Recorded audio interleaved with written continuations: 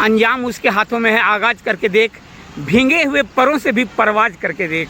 इस वक्त हमारे साथ हैं प्रगति की राह पर आगे बढ़ती गई, हौसला बुलंद, अदम्य साहस, वीरता का प्रमाण आपने दिया, माउंट एवरेस्ट को फतह करने वाली इस वक्त वीरांगना प्रगति हमारे साथ हैं। आप मनाली से आती है, मैं सुन रहा था, बहुत तेज और तर्रार इस वक्त ये ट्रेनर हैं आप, हमारे माउंटेनर, पर्वतरोही जिसको बोला जाता है, पर्वतारोही, पर्वत चढ़ने वाली। और आपने दुनिया की सबसे ऊंची पर्वत माउंट एवरेस्ट 8,848 मीटर की ऊंचाई पर जो है, उसमें आपने अपने कदमों को रखा और शान से भारतीय तिरंगा को फहराया।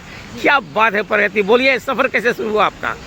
मेरा सफ़र बहुत आसान था। मैं बोलूँगी कि जब मैं जाने वाली थी तो पैसों को लेके बहुत दिक्कतें आई, पर लेकिन जब मैंने सफ़र शुरू किया उसके बाद मेरा सफ़र काफ़ी अच्छा था। मुझे ऐसा लगा कि पहाड़ ने मुझे खुद से बुलाया है। और मैंने एवरेस्ट के ऊपर 50 मिनट बिताए और तिरंगा फहराया। मैं बयान नहीं कर सकती कि वो कितना सुंदर था। आप बचपन में जैसे बता रही थी क्या शायद हॉस्टल खुद खोली थी, हाँ आप जी, ये सब बता रही थी ना, और आपका गांव मनाली में बहुत ये इलाके में है। फिर आपने पढ़ाई की, उसके बाद गवर्नमेंट स्कूल में पढ़ा, फिर आपके पिता हार्ट पेशेंट थे, मैं बहुत ध्यान से सुन रहा था।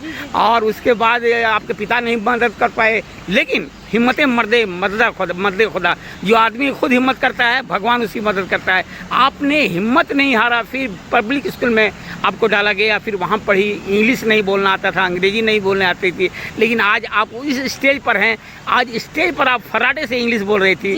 क्या कमाल की बात है, ये बताइए। ये प्रगति आपके कैसे किया आपने?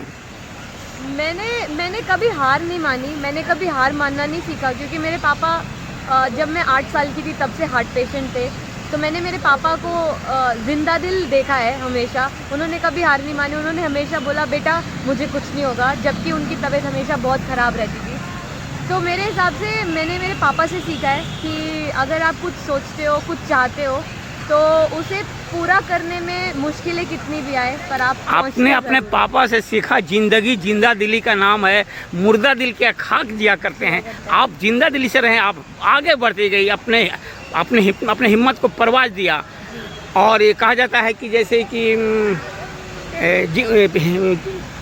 मंजिल उन्हीं को मिलती है जिनके सपनों में जान होती है। पंखों से कुछ नहीं होता, हौसलों से उड़ान होती है। आपने अपने हौसले को परवाज दिया और आप माउंट एवरेस्ट पे चले गए। फिर आपने कैसे सफ़र, पहाड़ों का सफ़र कैसे करना शुरू किया? क्योंकि आर्थिक तंगी थी, पैसा नहीं था। मैं बचपन से थोड़ी अलग बच्चा थी। पापा बोलते थे कि तू नहीं लगती थी कि तू लड़की है, मुझे लगता था तू लड़का है। और मैंने हमेशा से ही बहुत अलग चीज़ें की थी। फिर जब बड़ी हुई और मुझे पता चला कि मेरे सपने पूरे करने के लिए मुझे बहुत पैसों की ज़रूरत है, तो मैंने मेहनत की और पार्ट टाइम जॉब की, फुल टाइम जॉब की। और फिर मैंने धीरे धीरे वो सेव कर करके अपने सपनों को पूरा किया। सबसे बड़ा सपना उनमें से एवरेस्ट था, जिसके लिए मुझे 32 लाख रुपए की ज़रूरत थी।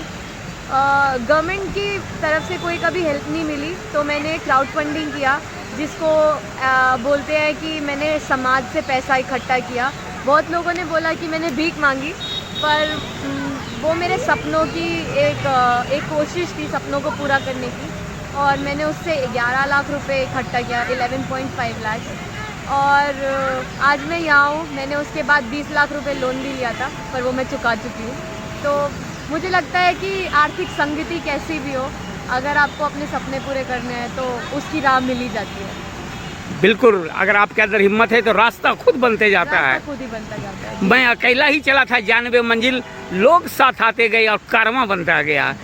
लेकिन वो कौन सा दिन था, क्या समय था, और वो कैसा आपने महसूस किया जब आपके पाँव दुनिया की सबसे ऊंची चोटी माउंट एवरेस्ट पर पड़ा होगा? वो समय बताइए, वो दिन बताइए, वो तारीख बताइए। मैं पहुंची थी 12 मई 2022 को और 5:53 टाइम था जब मैं ऊपर पहुंची थी। थोड़ा सा अंधेरा था, तो 15 मिनट जब मैं पहुंची तो मुझे कुछ समझ में नहीं आया।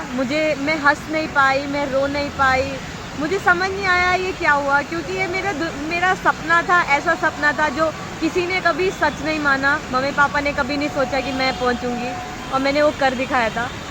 तो 15 मिनट के बाद मैंने फिर फ़ोटो खींची, तिरंगा फहराया, और अपने दोस्तों को बोला कि आपने भी कर दिखाया।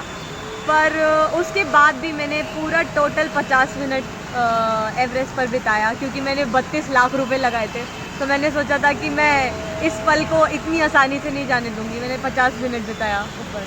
अदम में साहस, तूफान का आना, बर्फ का पिघलना आना, वहाँ पर हिडन दुश्मन है, छुपा हुआ दुश्मन है, आपको पता भी नहीं है। जब सिपाही मैदान के अंदर लड़ता है, फौज लड़ता है, हमारी बहादुर सिपाही, तो उसके सामने फौज होता है, उनको मालूम होता है कि इस तरफ से हमला होने वाला है, लेकिन आपको मालूम नहीं है कि आपके हमला आपको कहाँ से होने वाला है, कब तूफान आएगा, कब बर्फ पिघलेगा।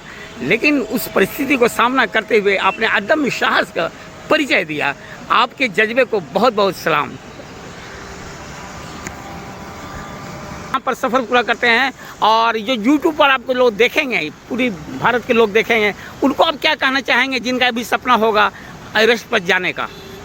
अगर आपका सपना है तो सपने को छोड़ना मत, अपनी पूरी मेहनत लगा दो। मुश्किलें बहुत आएंगी, पर उन मुश्किलों का सामना करके जब आप एवरेस्ट पे पहुंचोगे, तब वो सब आपको दिखेगा और आपको लगेगा कि वो जो सब आपने जिया उसका कोई मकसद था, और वो आपका मकसद अब पूरा हो गया है।